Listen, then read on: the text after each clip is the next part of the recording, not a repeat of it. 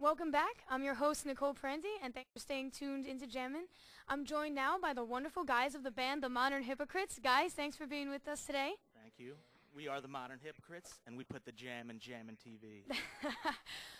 Awesome performance, you guys. You guys are making me dance over there, you know? That's right. We have a little hip-hop in there, thanks to Derek over there on drums. Well, why don't you please introduce yourselves and what instrument you guys play?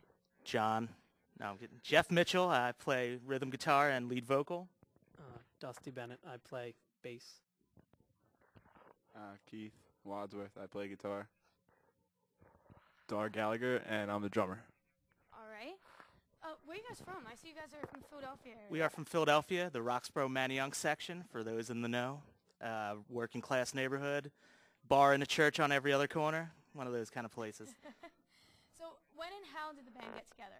The band's actually been together since around 2005. We lost our original drummer and lead guitar player, and we picked these guys up about 6 months ago and just kept the ball rolling.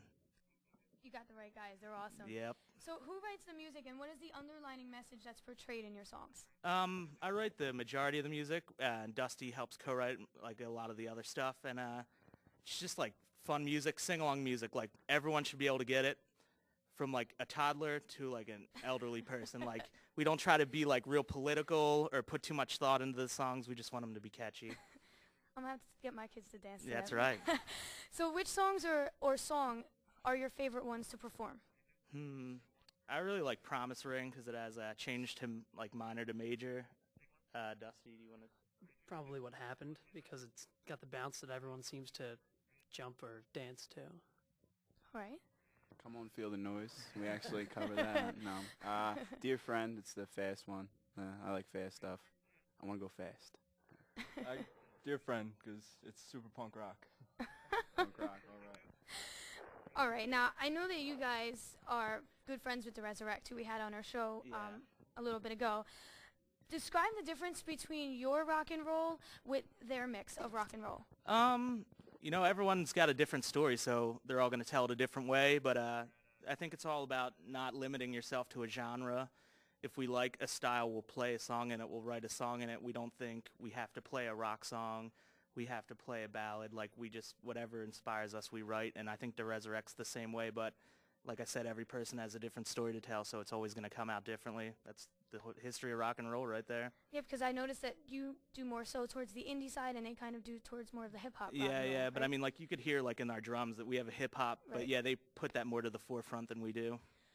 Well, here's something interesting that I noticed when going through your MySpace page. By the way, you can check them out at myspace.com/modernhypocrites. And Modern Hypocrites Rock is the Modern Hypocrites Rock, yeah. excuse me.